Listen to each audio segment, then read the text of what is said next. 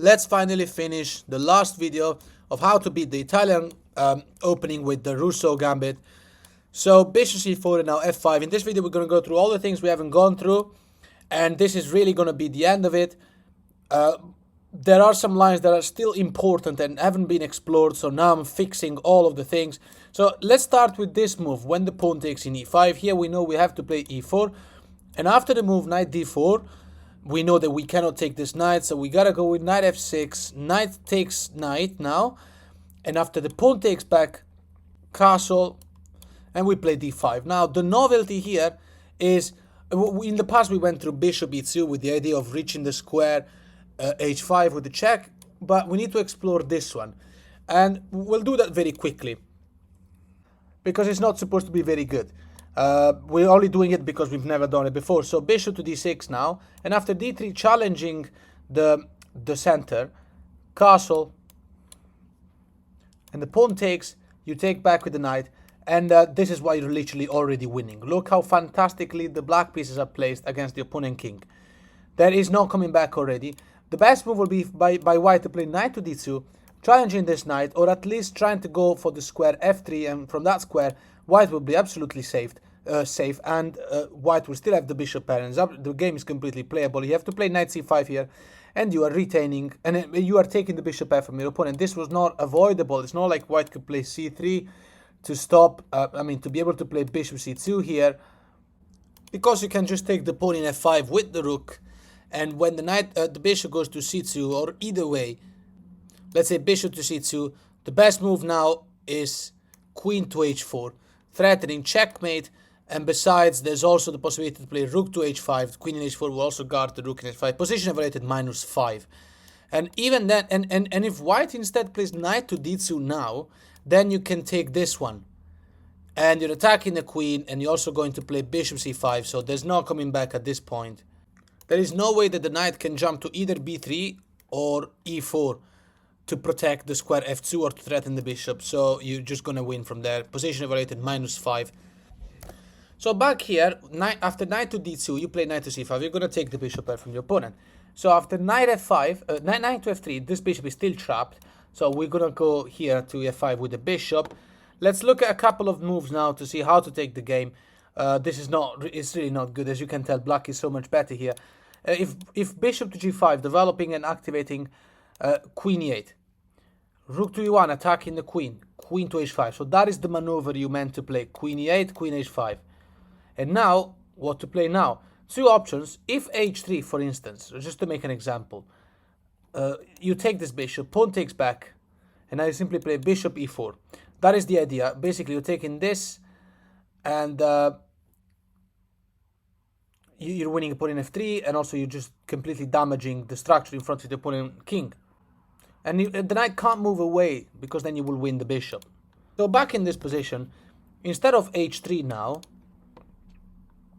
to stop bishop g4, remember you can just play bishop e4. If c4 by white, challenging the strong center, there's a typical move in this position.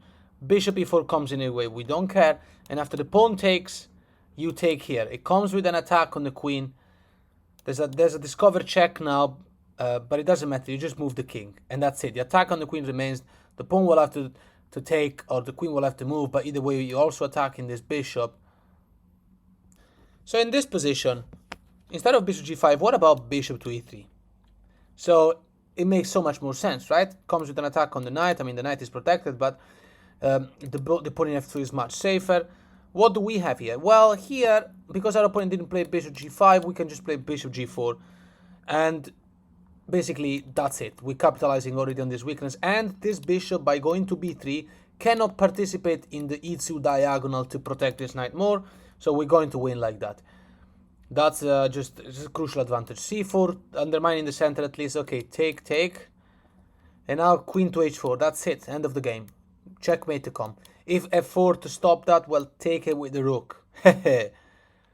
If pawn takes here in d5 or f3, for example, it doesn't really make a difference, because you can still play rook to g4 check anyway, and then reach h3 with the queen.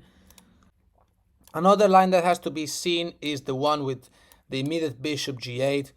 We've seen this at the very first videos. However, bishop takes, rook takes back, and there's a move now. Here d4 is thematic. Strike in the center because our king cannot castle. It makes perfect sense. You have to take this pawn, and then the knight takes back, and the queen can go to this diagonal and make a fork and win that pawn. And as we know, we are fine with that. In fact, you just take this pawn now for free. So let's play this. Queen check, g6, queen takes pawn, rook h7, rook g7, and in the and now the thing is that the queen cannot just move, because then the knight will win the knight in d4 for free. So the knight has to take our knight with an attack on the queen. And in the past, well, obviously we have to take back with the b pawn. In the past, we went to queen h8 to save the queen and to allow bishop h6, attacking the rook, forcing all the trades.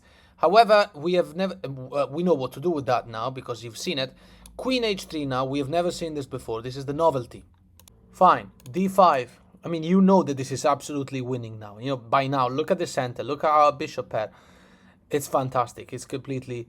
Yeah, it looks like our king is unsafe. But to be fair, the opponent, white player, only has a queen. So there's nothing happening there. The only thing you need to be very careful to is to not swap the queens. So queen to c3 now. Has to move away. Queen to d6. Let's see what the plan is. In fact, bishop h6 attacking the rook. You play d4 attacking the queen. The queen has to move. Queen to b3. Rook to f7.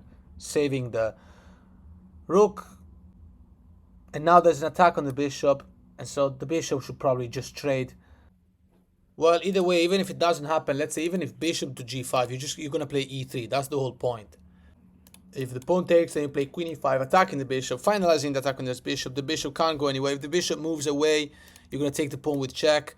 If the bishop goes to f4, obviously that's free because it's pinned. So back in this position, back here in this position of bishop h6, we just moved the rook to f7. What happens after the trade? Bishop takes f8. Fine. Take back with the king. We're doing absolutely fine. Knight to e2 developing, hoping to castle alongside and give some safety, but that's not going to happen. e3 with an attack on the knight. This has to be met somehow. Let's see two options here. If the pawn takes, you take back, and it comes with an attack on the knight. The queen cannot take because then you can pin it. And it's not like the queen can take because, I mean, here I'd be tempted to simply play rook e7, pin the queen to the king. But the craziest move, according to the engine, is bishop to g4. Stopping the opponent from castling this side, stopping it from this side, threatening to play this move. And that king will have nowhere to go. The queen really cannot escape the future skewer, right? Our opponent cannot move a thing, and you're going to play rook e8.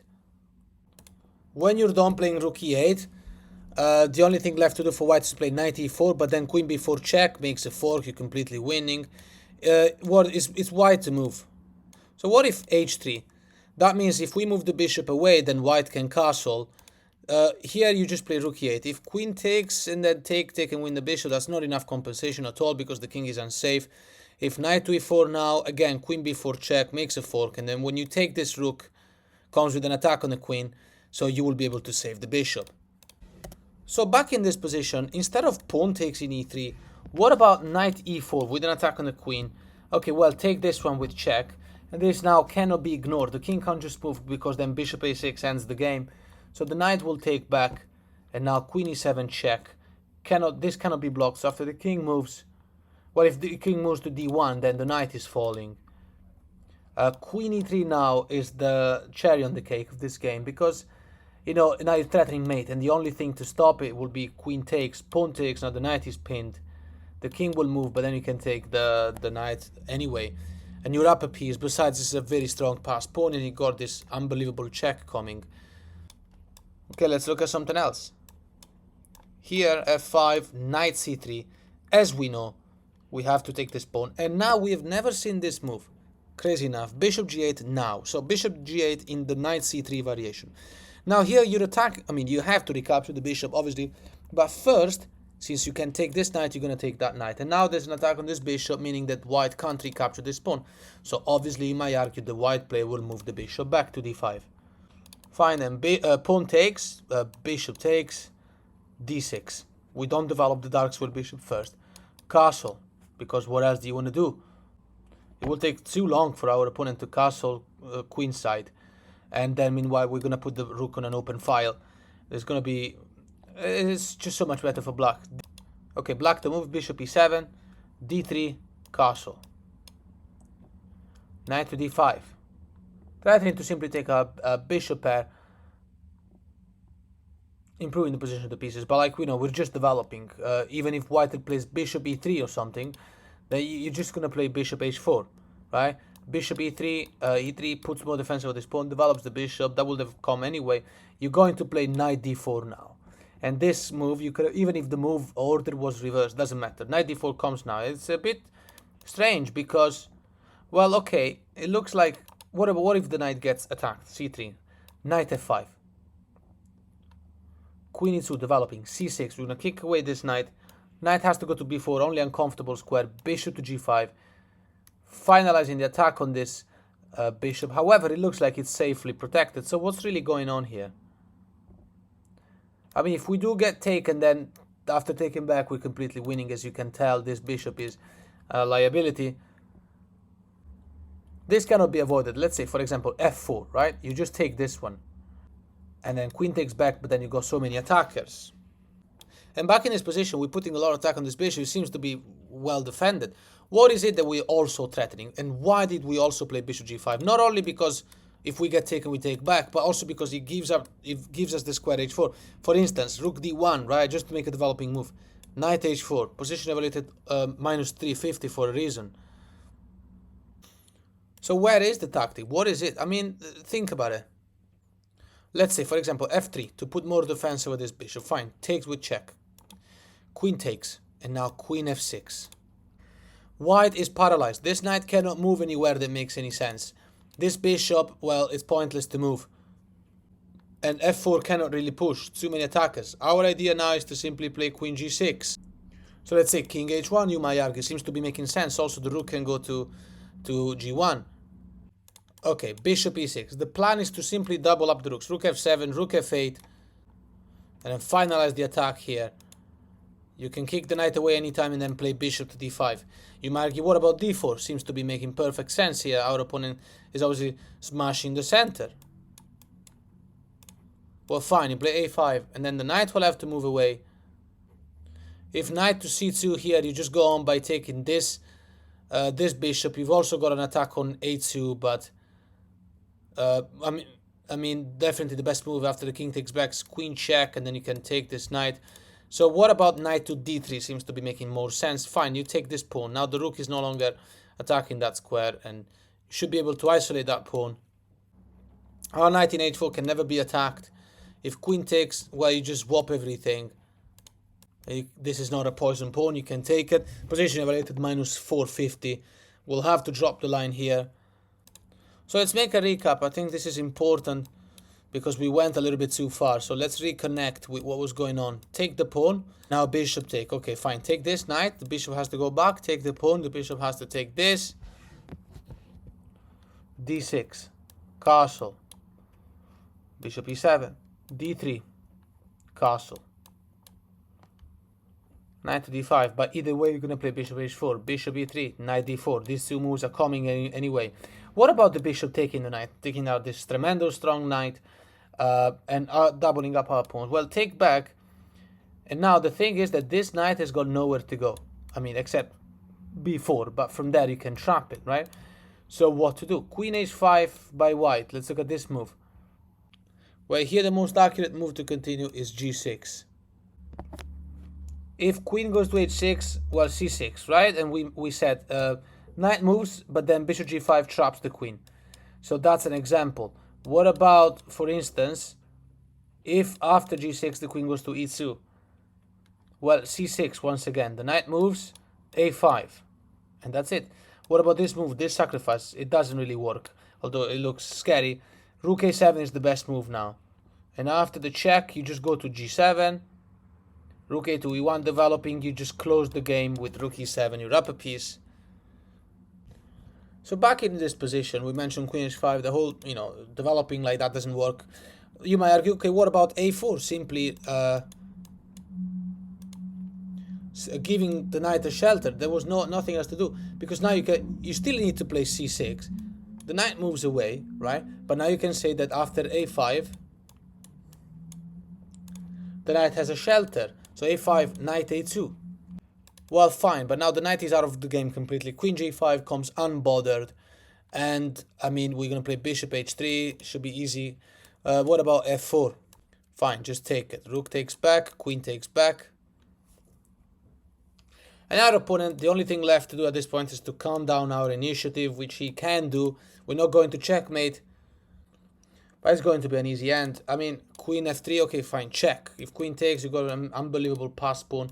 If king moves, our opponent is dreaming to simply play rook f1, forcing the queen to take, and then, you know, carry on with the game. But think about it, the white knight isn't really playing anymore. Black goes on with bishop e6, the idea of playing rook f8. White is forced to take us. Besides, there's an attack on the knight, so the rook can't move. So let's leave it there. Okay, let's get to the second part of this video, which is basically all the other variations. So f5 and now all the other more solid variations, the boring ones. But the lines we haven't done. So d3, knight f6, knight c3. We know we played bishop before now, we've seen this a lot. And let's look. So at this line here, bishop to d2 now, you play d6. We know, and after castle, knight a5 attacking the bishop, bishop b5 check, c6, bishop a4, and now b5. Now, a line we haven't seen at all is this one. Knight takes in b5, sacrifice, releasing an attack on this bishop. I've encountered this move recently and I wanted to make a video about it. So here we are. Basically, you don't have to panic, just take this bishop. This knight doesn't have anything special, because after taking here, we can take the pawn in 6-6, it's like, you know, safe. Queen to d2 now, you just take this pawn. This is the best move you can possibly play. Comes with an attack on the knight. So when the pawn takes back, you can now finally recapture. Bishop check, king e7 is the best move. Because you see, if bishop takes, if bishop d7 and then it takes the knight, the queen is still attacking the knight, you might have to take like this.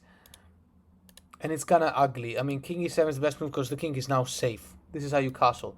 Rook f2, e1, bishop e6, complete development. Knight to g5, attacking this bishop, threatening to make our king go into a very ugly square. Bishop c4. And now we're going to be okay. We're going to be trading pieces. And after h6, we're good to go. We're up a piece. There's no other moves here to do, like I don't know, bishop c4, bishop takes, and then knight takes. Now I don't know, something like queen c3, you just play rook c8, defend the knight like that, carry on with the game. If instead of queen c3, queen b8, then you just play rook c8, same stuff. A move that seems to be making sense is queen to d3. It's attacking this knight as well.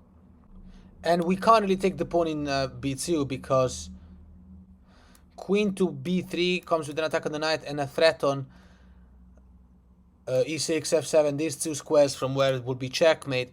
So what to do? h6 is necessary. So you want to give up this knight for this one. And when that happens, you have been completely winning for a while. Knight to f3 now has to happen. Knight to b2 is safe to play. Queen to a3 now, you just safely play knight to c4. Queen to b3, you can play rook to b8. There are no threats or something. So let's move on. So another recap. So the Italian game is happening. d3, knight f6. Knight c3, we pin it immediately. In the variation with knight g5 immediately, there's a line, there's an extremely annoying line, and I don't know why I never went through this. Queen to e7, as we know, and then after bishop f7 check, king moves, and the bishop goes back to b3. We know we have to play f4, and after castle, bishop a5. Okay, so what about when the white player simply goes back with the knight? This is the best variation that white can possibly play. What to do now? Okay, fine. We take this knight, pawn takes back, and now d6. And basically, what you need to remember when you do this variation with the pawns, with the pawn chain like this bishop is out of the game, and it's not like from a3 it could do anything, and you'll see why in a second. And the whole point here is to play h6, g5, g4, blah blah blah. So that's how you play. Bishop a3 developing, the only way to do it. Bishop g4, pinning the knight. h3, simply take the knight, surprisingly. Queen takes back, and now g5 comes. Now we don't need to play h6. Okay, king to h2. Because obviously the white player will have to put the rook on these files because we're pushing the pawns clearly. h5, we're going all in. d4 by white, striking the center, the only thing left to do. Rook e8. It looks like our king is unsafe, especially this bishop looking at us in a terrible way. However, we're all good. If the pawn takes, then simply take back with the knight. Position is completely winning also because this queen will have to move. And then he can go all in. I mean, the game is literally over at this point. If the pawn doesn't take, but rather rook a to e1, just to make an example. Fine, you're going to play g4. That was inevitable. Queen to d3, moving away. King to g7. h4 closing the files. Does it work? Knight to d7. And you'll see why in a second. g3, creating a chain and closing the files. Or at least if we take, then our opponent can open the files and it looks actually fine. Knight to f8, and here we are. The best move according to the edge now is king to g1, but either way we're going to play knight g6 and close the line there.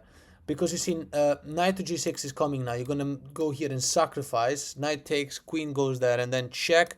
The pawn in f3 will create a wall, and the queen will make a checkmate unstoppable in g2, as you can tell.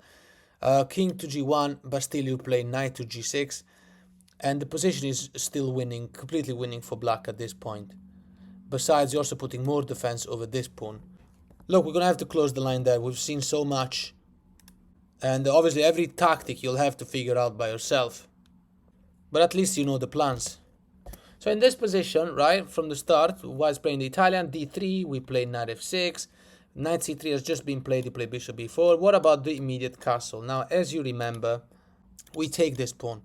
If pawn takes back, then bishop should take this knight. Pawn takes back and you fight against that isolated pawn. If knight takes back, d5 is a fork. White has to take this knight with check. Now you take back with the pawn. Now, bishop b5 is a move we've never seen before, which pins this knight. Here you just play this move, bishop g4, and that's it. h3. And now the bishop surprisingly goes back to f5. We don't keep pinning the knight for the simple reason that we don't have that jump. The knight d4 jump, also because white might play bishop e3 or c3 at some point, so this is not like ensured, and our opponent is also able to swap this bishop for the knight anytime. We go back to f5, and after a3 attacking the bishop, we go back to e7. So what's really going on here? Well, the good thing is that because the bishop is not on this diagonal, rook g8 is going to happen, so that's why we're happy with the bishop in f5, because we're going to be threatening h3 where we put the rook here, we make a bunch of forcing moves. If bishop h6 by white, for instance, stopping us from castling, right? You just play rook g8, right? That's the idea. If white plays king h2 to basically save this pawn so we don't have that bishop h3 move, well, you just play queen to d7. And after d4, striking the center, bishop to d6, going for this. And this is now unstoppable. It's a fantastic position to play.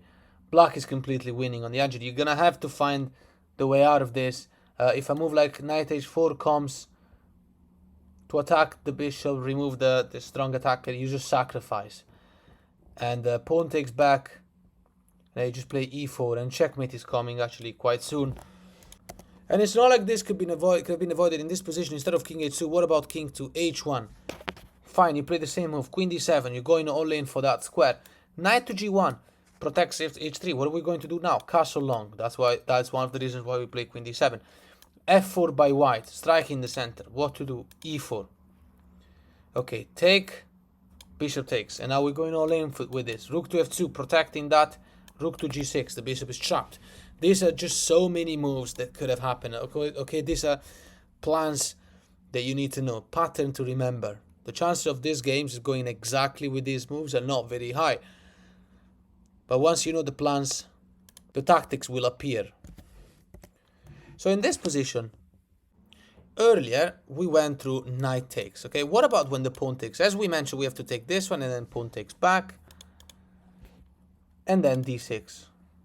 h3 is the move to stop bishop g4 from happening. Okay, fine. Knight a5, attacking that bishop. Now, a move we've never encountered. The novelty right now is queen to e2, protecting that. And that is annoying. You do have to take this bishop, and when the queen takes back, the white player is still managing to stop you from castling. Fine, not a problem. Queen to d7. You'll see why in a second. Rook to e1, developing. Also because, you know, you want to put more protection over that weak pawn. That pawn is actually not good. Queen to c6, and that is the whole point. We want to trade this queen, put more pressure on e4, and this trade has to happen. I mean, if queen takes, you take back. You'll have to take the game from here. It's a bit boring now because everything's been traded, but you're going to fight against this weak pawn, so that's the good thing. And I mean, after all these trades, you know, position is like it's only slightly better for black. Here, rook b1, you play c5. That rook isn't going anywhere. The plan is to play bishop h6 and put pressure on this pawn.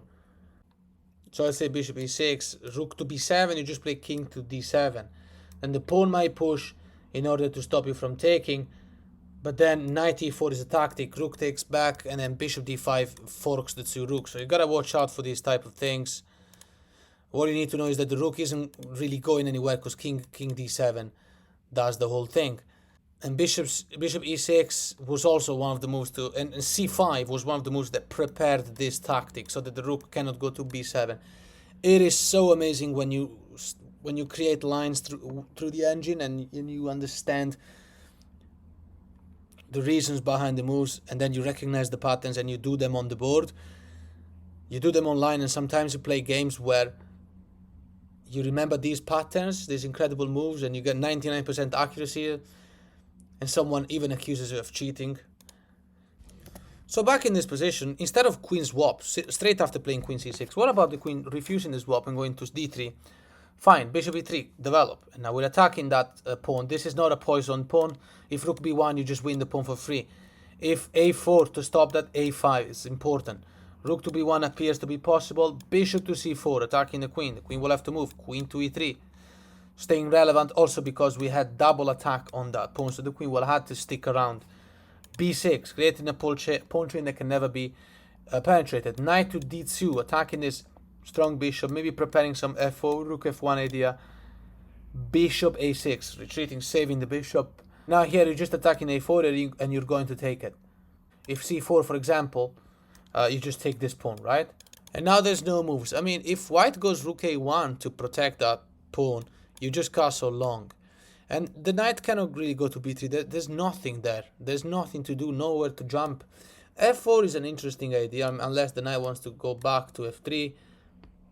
But let's say, for example, f4, you just take. And look, the position is evaluated minus 350 for a reason. You're also going to attack on this pawn, on this queen, on this rook. So obviously that was not a thing. So you gotta have to think this and find your moves later on in the game. What you need to understand is the position is just lost for white, and you need to be confident at this point. Knight to f3 instead of f4, just to make an example. Rook h to g8, and you're gonna play simply. Well, king b8 will be the best computer move at this point. But the plan remains of g5, and this is not like it can be taken, because obviously this is now really. I mean, you were planning to play g4 anyway. So here, after the knight takes, you're going to play rook d to e8. And the plan to continue with bishop to b7. You're going to be playing pawn to h6. The knight moves. And then you can finalize the attack on this pawn. And you're going to have huge attack over the weak g2 square. The plan, the more accurate move to continue would be rook g7 and rook g8. And going all in against that king. Last couple of lines we're going to see will be the following. So after f5, d3, knight f6, two immediate knight g5 or bishop g5 move. That's what we're going to see. And so right now we're not going through the variation where they play knight c3 first. So in the variation with knight g5 straight away, this sort of right river attack, there's a variation that has been really annoying me lately. I've encountered it a lot. And I need to make a video about it. d5, as we know, take, knight a5, and now check. This is all theory, and we've seen in the previous video. c6, pawn takes. This bishop has to go. Bishop a4, still keeping the pin. Bishop d6 is the following move. And now, There's a move that's really annoying. Now b4 should attack the knight moves, and then we lose this pawn and we're in big trouble. But obviously b4 is not possible right now, because you can take it with check. The move here they can play is a3, and they've been playing this a lot against me in blitz recently. a3 with the idea of b4, and then when the knight moves, the bishop can take this pawn. What are we going to do now? Attack this knight. Obviously, two brief options here. Okay, if knight f3, then e4, attacking the knight once again. Knight to d4, saving it. Castle, we're out of trouble.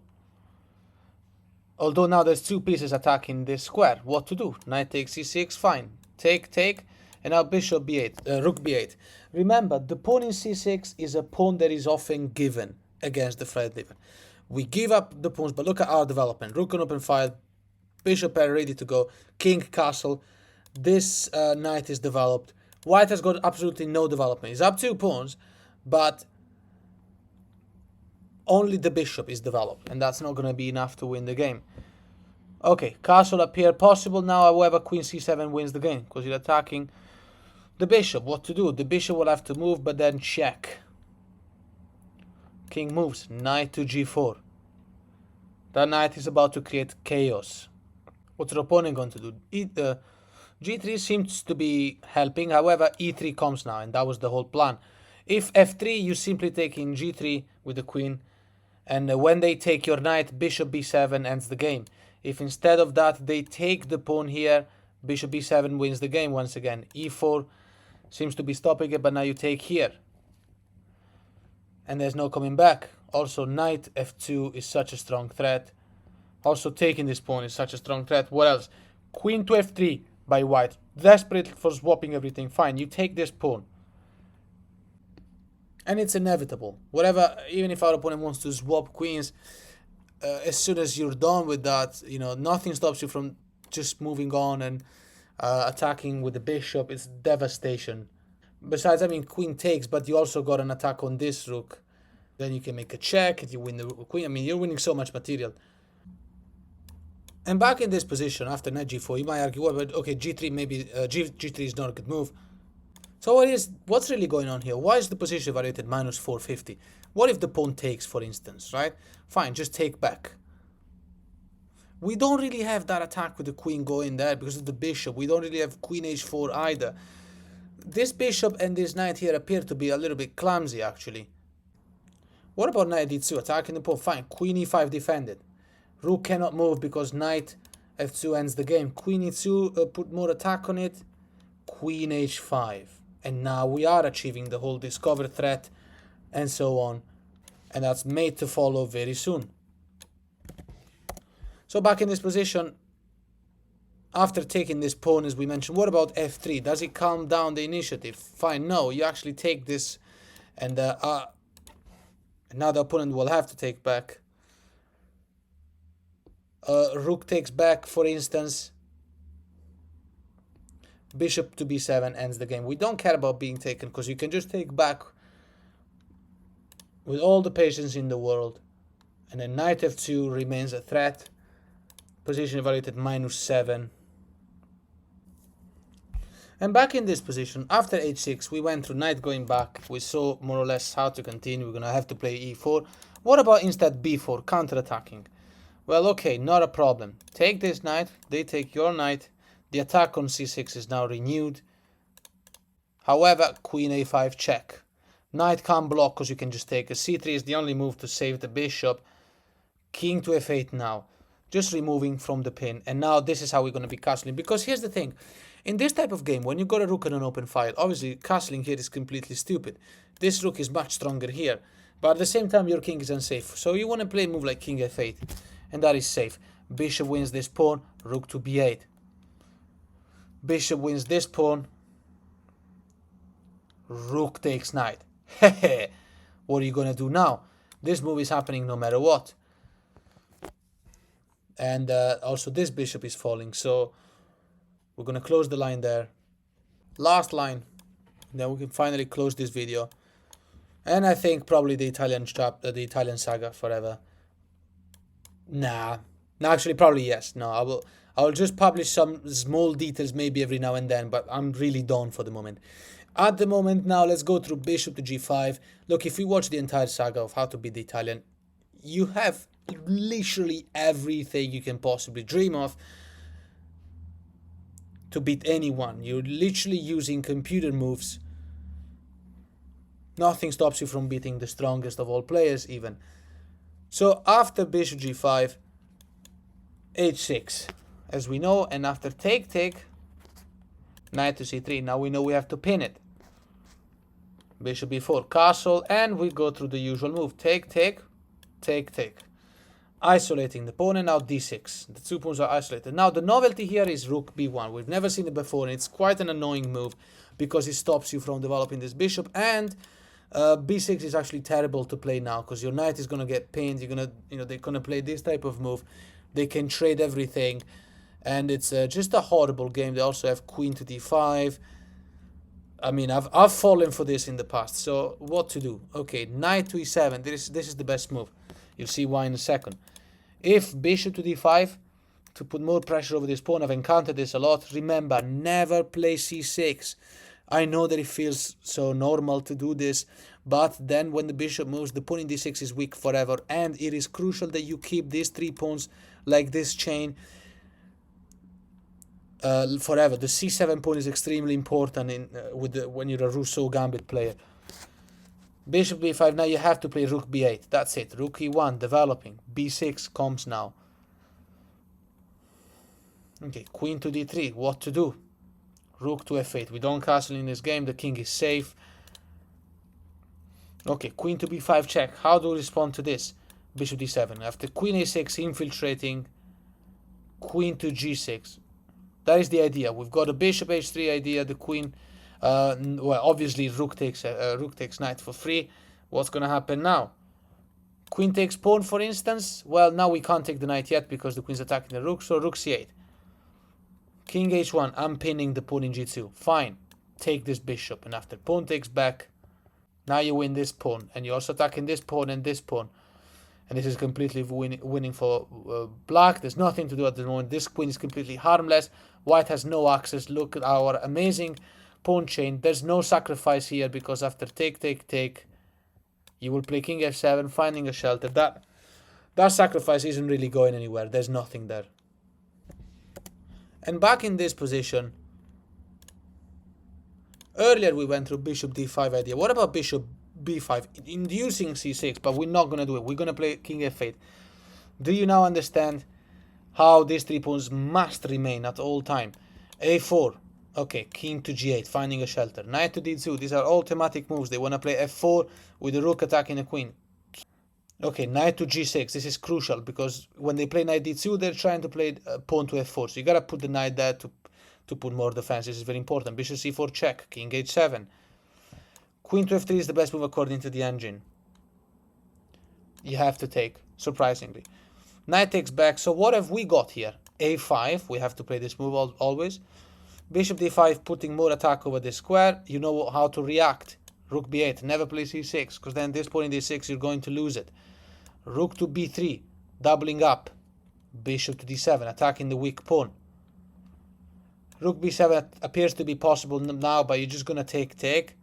And now knight to f4 is a very strong move. You're threatening this move, winning this pawn, and then this pawn. This cannot really be stopped if you think about it.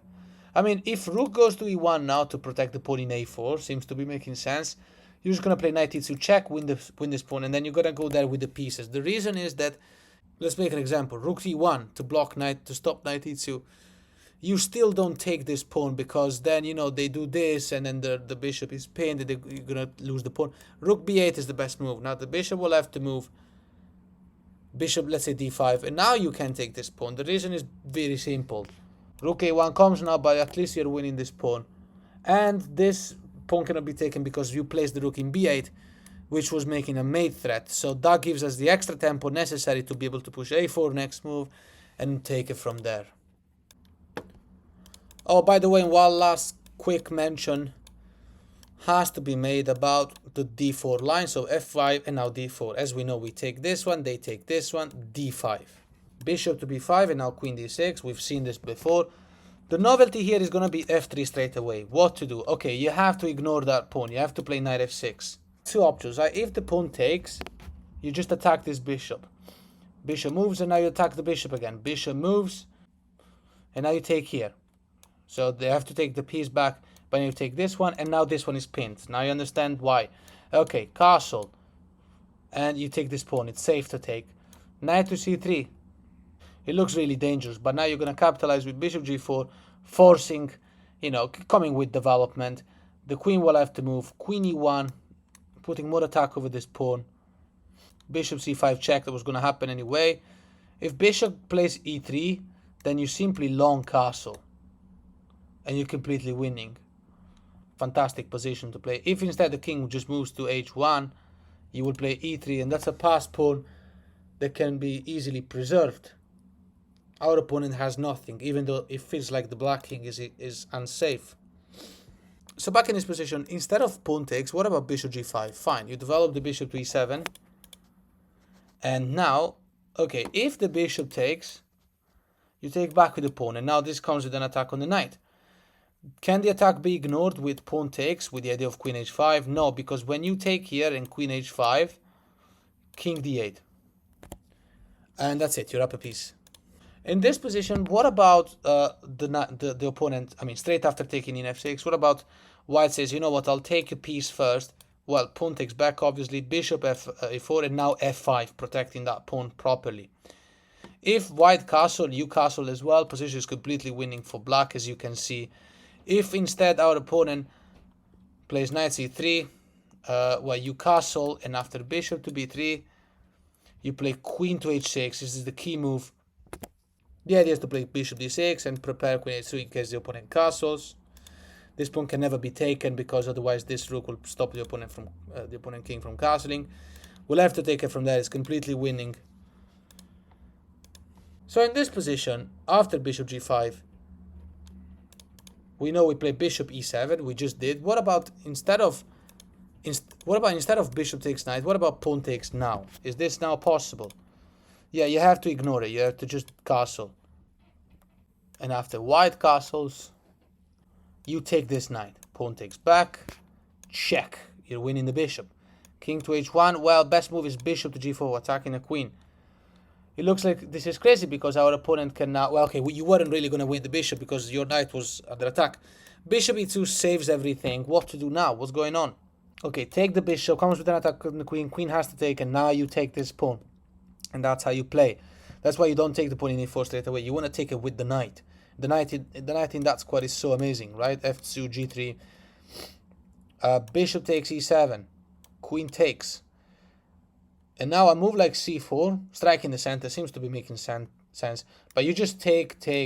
Position evaluated like what? -5, -6, I forgot at this point. Knight to d2. You instead, we just play queen e5. So you were going to win that pawn anyway. You got an attack on b2 as well. And back in this position, earlier we went through white castling. What if instead, let's say white, since we have this threat on e5, what if knight just takes our knight? Okay, take back, and at the bishop we'll have to move, and then same stuff. What if white tries e5 now, which seems to be a fork? Okay, check. The knight has to block in order to save the bishop, but you still take the bishop with the pawn. Now you're gonna have to give up this one, you might argue. Okay, take back, and look, position here is... So what about our opponent?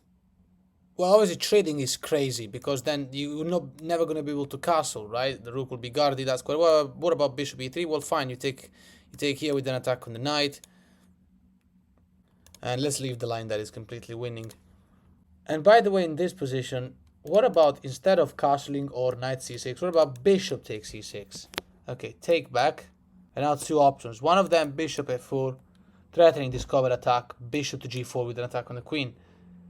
This cannot be avoided. Let's say if queen to d2, simply knight e4 is a devastating move. You're completely winning. If instead knight takes bishop, well, now you have to take this bishop, and when it takes, then rook takes, queen e2 to stop our influence over the square f2, but now you just play queen c1. Let's close the game here, right? Because we also got an attack that threatens the rook, traps the rook basically. So back in this position, when the bishop takes in c6, we take back. Earlier we went through bishop f4. What about castle? Making the king safe at least this time. Okay, now we recapture this pawn with the pawn, strangely enough. A move like c4 now seems to be making sense, but you just play c5. This is a thematic move. You're going to be winning that pawn unless they take it, but then you win the knight. So c4 is not good. A move like c3 is also met with c4, with c5. Same thing. You just want to take the pawn and isolate it. Yes, you do also have an isolated pawn, but we have a castled. We have the bishop pair. Bishop to f4 now is met with bishop a6. Super strong move. Our opponent is threatening nothing. Let's say, for example, bishop f4, you play bishop a6, and after knight to g6 comes an attack on the rook, comes an attack on the queen, an attack on this bishop. It looks horrible. You have to play queen e6, and that saves everything. And even after knight takes rook, there's an attack on the queen, so you have to take with the rook. Now it looks like our opponent can save his exchange with rook e1, but why is the position evaluated -2 even though we are down the exchange? Because now knight to g4 is horribly strong, releases an attack on the bishop. g3 is very weakening. Bishop going to g3 seems to be making sense, but now e3 is a godly move. The idea is to simply play e2, and these bishops are guarding it. And if we get to play e2, the position is evaluated -6. At the moment, position evaluated -3. You'll have to take it from there. The last thing I'm going to show though right now is just from a few moves ago. Instead of c3 or c4, what about knight c3? Good old development. c5, in case you didn't get what the plan was in such positions. Okay, bishop takes. What about now? Rook takes. Rook takes, we have to take back with the pawn. And now it looks like this pawn can be taken for free. Fine, queen e6. It's all good, even though these two knights are so close to our king and queen. It's all good. And so now the knight will have to move, but then we win this knight. Queen f3 will be the most interesting move at this point. You take this one, and after knight f6 check, bishop takes, and now you're losing this rook. So now you understand why queen f3, that was a computer line. Queen f3, because the queen was skewering the two knights, right? The pawn was attacking the knight. If knight moves, you win in e4. So I asked the engine what the engine will play, queen f3. And now it's clear, knight f6 sacrifice. But here's the summing up is that we have the bishop pair for the rook, and we've got better pawn. Besides, it's our turn now. We're going to play pawn takes d4. This bishop is safe. And you'll have to take it from there. Going to be relatively easy to finish this game. Two bishops for the rook. It's just much better. The idea is to play e4. So if queen takes pawn, you play e4. And then produce a passed pawn. And as soon as the breakthrough occurs, and the queen becomes more active together with the bishop pair, white is going to be in hell.